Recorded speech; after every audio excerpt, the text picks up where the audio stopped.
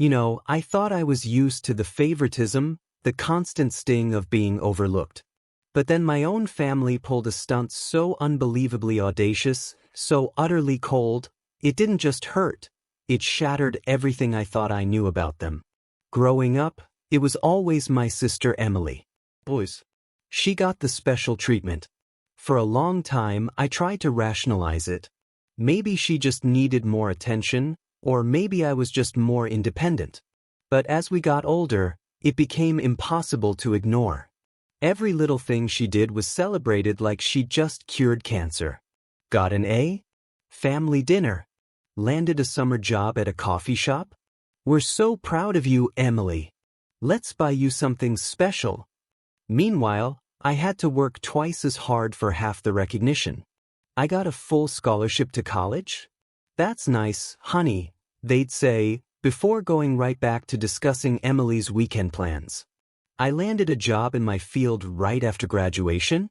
Nothing. Not even a simple, good job.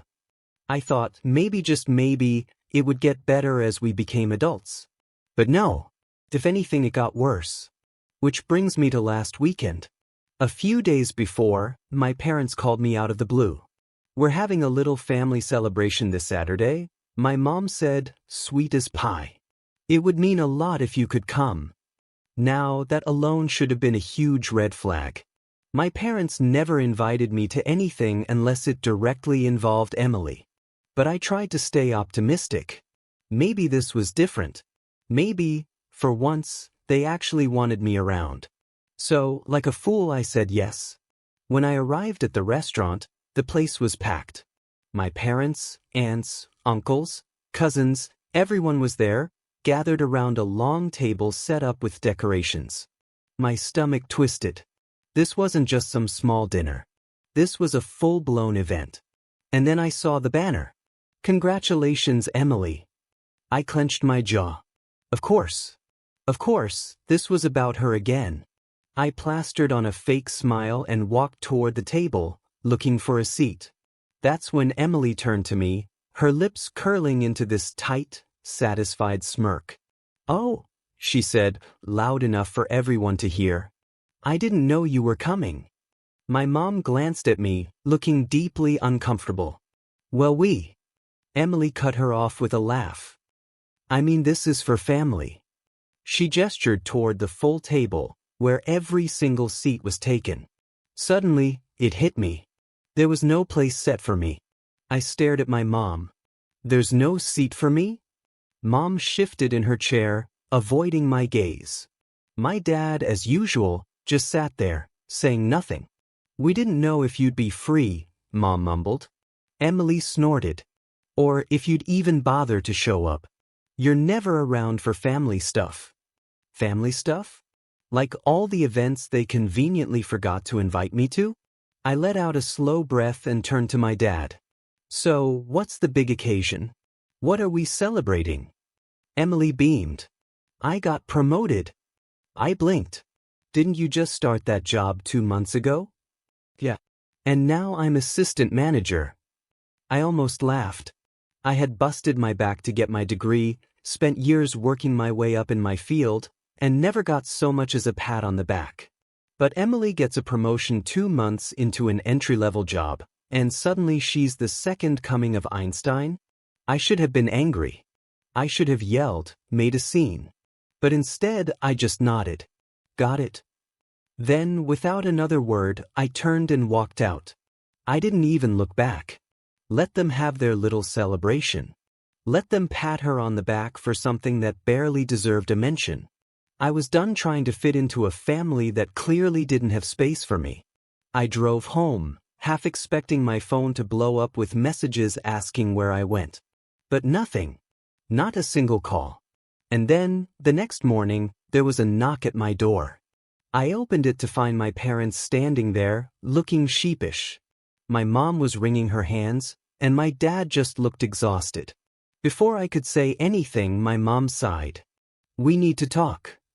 I stared at them, my fingers tightening around the door frame. Talk about what? My mom sighed dramatically, as if I was the one being difficult. Can we come in? I crossed my arms. That depends. What do you need to talk about? My dad finally spoke up, rubbing his temples. Look, we need a favor. A favor? Now they needed me. I should have slammed the door in their faces right then and there. But curiosity got the better of me. I stepped aside, letting them in. They walked straight to my living room like they owned the place. My mom perched on the couch, smoothing down her shirt like she was preparing for some serious negotiation. My dad remained standing, shifting awkwardly. I leaned against the wall. All right, what is it? Mom gave a small, tight smile. About last night? I arched a brow. So, they do feel bad? We need you to cover the bill. I blinked. What? She stared at me like I was being slow. The dinner bill. It was a bit higher than we expected. My stomach dropped, then flipped right into rage. I stared at them, waiting for some kind of punchline. You want me to pay for it? Dad nodded, looking mildly uncomfortable. You have some money laying around, right? I mean, you're doing well for yourself. I laughed, short and sharp. You're kidding. Mom shook her head, completely serious. Emily's promotion was a big deal. We wanted to celebrate properly, but the bill ended up being more than we thought. Since you, she gave me a pointed look, didn't contribute in any other way, we figured you could at least help out financially. I actually felt lightheaded. You didn't even save me a seat, and now you want me to pay for it. Mom rolled her eyes. Don't be dramatic. Oh, I'm sorry, is this dramatic? I gestured wildly at them. Because I'm pretty sure you just showed up at my door to shake me down for money after pretending I don't exist. Dad cleared his throat. Look, we're not asking for the whole thing. Just a few hundred. It's really not that much for you. I clenched my jaw. How much was the bill? Mom hesitated. $1,200. I nearly choked. $1,200? She had the audacity to look embarrassed. Well, we got some expensive drinks, and your uncle ordered a few extra things, and... I cut her off. And why is this my problem? Mom sighed, acting like I was the one being unreasonable. Emily doesn't make as much as you, and we paid for most of her college. We thought it was only fair if you helped out just this once. I felt something snap inside me. Oh, I see. You paid for her college, but not mine. And now, because I worked my butt off to make a decent living, you want me to bail you out after treating me like an afterthought for years. Mom's lips pressed together. We're family. I laughed again, but this time there was no humor in it. No, we're not. Family doesn't do what you did last night. Dad sighed. Just be reasonable. We know you have savings. I tilted my head. And how exactly do you know that? Neither of them answered. Oh. I let out a slow breath. Did you guys go through my finances? Mom quickly shook her head. Of course not. Well, your aunt mentioned you got a bonus recently and we thought. I held up a hand. Stop. Just stop. They actually had the nerve to look offended. Mom sighed again, switching tactics. Look, sweetheart, we love you, but you need to stop holding on to grudges. It was a misunderstanding last night. I leveled her with a stare. A misunderstanding? You deliberately didn't save me a seat, Emily basically rubbed it in my face, and none of you even thought to call when I left. But now that you need money, suddenly I matter? Silence. I shook my head. You know what? I'm not paying a cent. Mom's face darkened. Don't be selfish. I scoffed. Oh, you want to talk about selfishness? Let's go there. I crossed my arms, my voice icy cold. Selfish is throwing a huge dinner for Emily's promotion while never acknowledging anything I've achieved.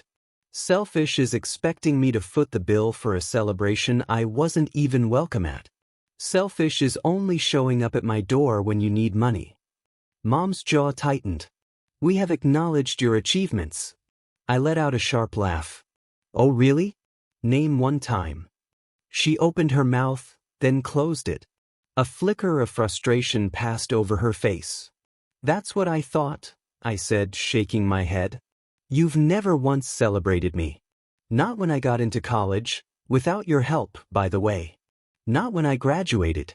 Not when I landed my first big job. But the second Emily does anything, she gets a whole party." Dad sighed, rubbing his forehead like I was the exhausting one. "Emily's situation is different. She needed more support."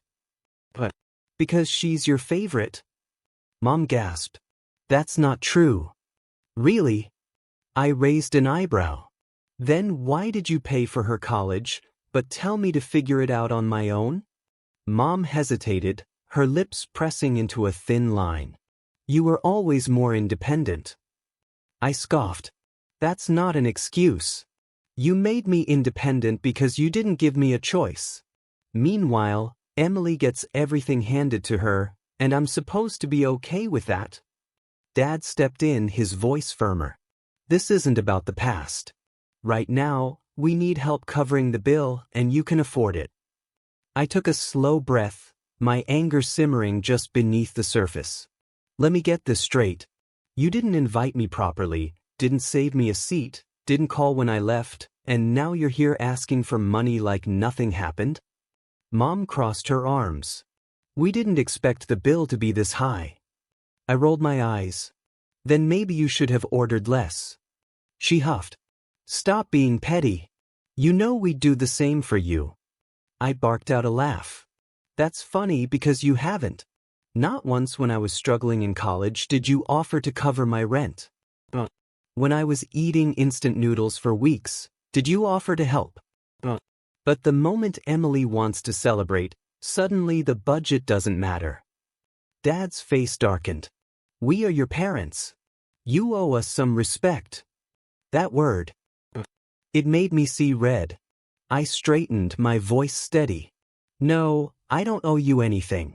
Respect is earned, and after last night, you've lost whatever little I had left for you." Mom looked genuinely stunned, like it had never occurred to her that I might say no. Dad let out a frustrated sigh. "Fine. If you won't help, we'll have to figure it out ourselves." "Yeah," I said coolly. "You will." Mom gave me a sharp look. "Don't expect us to be there when you need something." I let out a bitter chuckle. "You were never there anyway." She flinched. I walked to the door and held it open. "You can see yourselves out." They hesitated, like they wanted to say something else. But I just stood there, waiting. Finally, Mom huffed and stormed out, Dad following behind her. I shut the door, locking it behind them. Then, I exhaled slowly, the anger still buzzing beneath my skin. Something told me this wasn't over. The next morning, I woke up to a barrage of texts. My phone buzzed nonstop, the notifications piling up like some kind of digital ambush. Mom texted, "You embarrassed us. Do you even care about family at all?" Dad texted, "This isn't how you treat the people who raised you." Emily texted, "Wow, you really couldn't even spare a few hundred? Pathetic." Mom texted again, "Your aunt and uncle were shocked by your behavior. So were we." I stared at my screen, barely able to process the sheer audacity. They weren't mad at themselves for what they did. They weren't apologizing. They were mad at me for refusing to be their personal ATM. I wasn't in the mood for this. I put my phone on silent, got up, and made myself coffee. The warmth of the mug helped ground me, but the anger was still there, simmering just beneath the surface. They had never supported me, never celebrated me, never cared when I was struggling. But now that they needed money, suddenly I was selfish for not handing it over. I should have expected it. This wasn't the first time they had pulled something like this, though this was definitely the worst. Growing up, it had always been about Emily. When she got an A, it was a big deal. When I got straight A's, barely a nod. When she made the soccer team, she got new gear and a huge family dinner. When I got accepted into a competitive program, a quick, "That's nice," before moving on. College, that was the real slap in the face. They had promised to help with tuition when I was younger, but when the time came, suddenly there were financial issues. I had to take out loans, work multiple jobs, and scrape by, while Emily breezed through with everything covered. She needs more help, they had said. You can figure it out. Well, I did figure it out. I worked my way up, made a decent career for myself. And now that I had some savings, they thought I was an easy target. I was halfway through my coffee when my phone started buzzing again. This time a call. I debated ignoring it, but a part of me wanted to hear what nonsense she had to say now. I sighed and answered. What? She didn't even acknowledge my tone. You need to fix this. I let out a sharp laugh. Fix what exactly? You've upset the whole family. We had to cover the bill ourselves, and it wasn't easy. I leaned against the counter. Sounds like a you problem. She scoffed. We were counting on you. You have plenty of money, and you let us struggle instead. Oh no, I said flatly. You mean you actually had to take responsibility for your own choices? That must have been awful. Don't be a brat, she snapped. Your aunt and uncle think you were incredibly rude. You should apologize. I nearly choked on my coffee. Apologize? Yes, for storming out, for making a scene, and for not being willing to help your own family. I was honestly impressed at how deep her delusion ran. Right. So just to be clear, you invited me to a celebration, didn't save me a seat, told me I wasn't considered immediate family, ignored me when I left, and then expected me to pay for the whole thing. And somehow I'm the bad guy. She sighed like I was being unreasonable. You're twisting things. No, I said, my voice sharp. I'm finally calling you out. And honestly, I should have done it years ago. Silence. Then in a low, warning tone, she said, You're making a mistake. You don't want to push us away. I smiled, though there was no warmth in it. You already did that on your own. I hung up. The second I did, my hands were shaking. Not from fear, but from adrenaline. For the first time in my life, I had fully stood up to them. No backing down, no second-guessing myself. It felt good. But something told me they weren't done yet, and I had no idea just how far they were willing to go. The next morning, I woke up groggy, my mind still replaying last night's conversation with my mother. But as soon as I reached for my phone, any lingering sleepiness vanished. My lock screen was flooded with notifications, missed calls, texts, social media alerts. My stomach tightened. I had a gut feeling this wasn't going to be good. I unlocked my phone, and the first thing I saw was a public social media post from my mother. It started off deceptively gentle, like she was just a poor, heartbroken mother trying to make sense of a cruel world. It pains me to write this, but sometimes, as parents, we have to face the heartbreaking truth that no matter how much love we give, some children will turn their backs on family. My eyes widened as I kept reading. Last night, we celebrated a huge milestone for our daughter Emily. It was supposed to be a joyful occasion, a time for family to come together and support one another. But unfortunately, not everyone could share in our happiness. I knew where this was going. Our other daughter, let's call her X, showed up uninvited, made a huge scene, and stormed out when she realized the world didn't revolve around her. And if that wasn't enough, she refused to help when we unexpectedly needed assistance with the bill, despite having more than enough to spare. I'm absolutely devastated that someone we raised with love could be so heartless, putting money above family. If anyone has advice on how to deal with a selfish, ungrateful child, I'd appreciate it. I froze. The absolute nerve of this woman. It wasn't just a vague, manipulative guilt trip. It was a full-blown smear campaign. My own mother had just thrown me to the wolves. My pulse pounded as I scrolled down to the comments section, already knowing what I'd find. Dozens, no, hundreds of comments, all eating up her sob story without a second thought. Someone commented, "Oh my God, I can't believe X would do this after everything you've done for her." My aunt commented, Some people don't deserve good parents. You guys did your best. Emily commented, she's always been like this. It's just getting worse. I feel so bad for Mom and Dad. I gritted my teeth. Of course Emily was there, milking it for all it was worth. She had always been the golden child, the one who could do no wrong.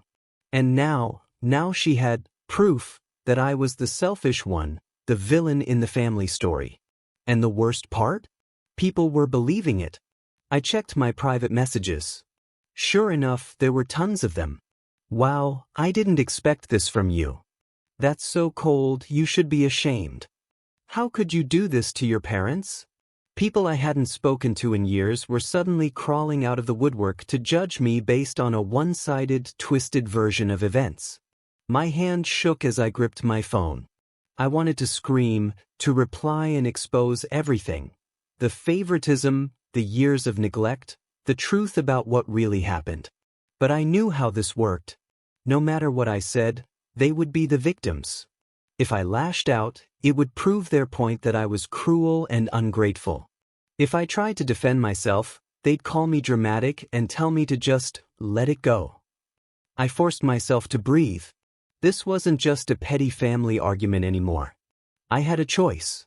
I could either sit here, let them destroy my reputation, let them paint me as some heartless, selfish monster.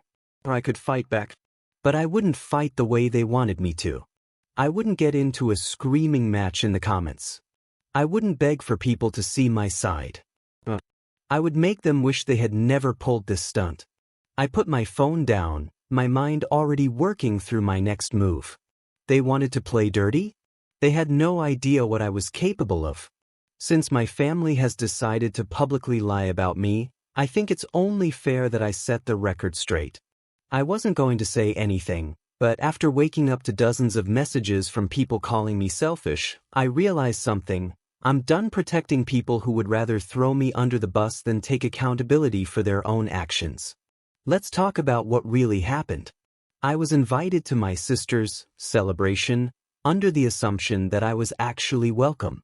When I arrived, I was told there wasn't a seat for me. My sister, who, by the way, has always been treated like royalty while my accomplishments were ignored, made it clear that I wasn't considered immediate family. So I left. No yelling, no scene. I just walked out. Then, hours later, my parents showed up at my door. Not to apologize. Not to explain. But to ask me to pay for their bill. That's right. The same people who didn't think I was worthy of a seat at the table thought I should pick up the check. And when I refused, suddenly I'm the villain. Suddenly I'm this selfish, heartless one. I wasn't the one who made a huge scene. That was them. I wasn't the one who decided to put money over family. They were, when they tried to use me as their personal ATM. And now, instead of dealing with the truth, they've resorted to publicly smearing my name because they know they're in the wrong. But here's the thing, I don't care anymore. I've spent years hoping for their approval. Years working hard, achieving things that they barely acknowledged, while my sister got celebrated for the bare minimum. I've let it slide when they made me feel like an outsider in my own family, when they dismissed my feelings, when they prioritized my sister time and time again. But this was the final straw. So let me be absolutely clear, I am done. I don't want an apology. I don't want to talk it out. I don't want anything to do with people who only see me as a financial safety net and an emotional punching bag. From this moment forward, they are no longer my problem. And before anyone says, but they're your family. Family doesn't treat you like this. I read it over one last time, making sure there were no unnecessary emotions clouding my words. It was firm. It was factual. And most importantly, it was final. I hit post. After I posted my response, things exploded. People who had known my family for years started reaching out, saying they weren't surprised. Some even shared their own stories about my parents' favoritism and entitlement. My sister tried to double down, calling me dramatic, but it was too late. The truth was out. My parents, they went silent. No apology, no response. Just gone. And honestly, I don't care. Cutting them off was the best decision I've ever made. For the first time in my life, I'm not walking on eggshells, not bending over backward for people who never appreciated me. So, what do you guys think? Was I too harsh, or was this long overdue? Let me know.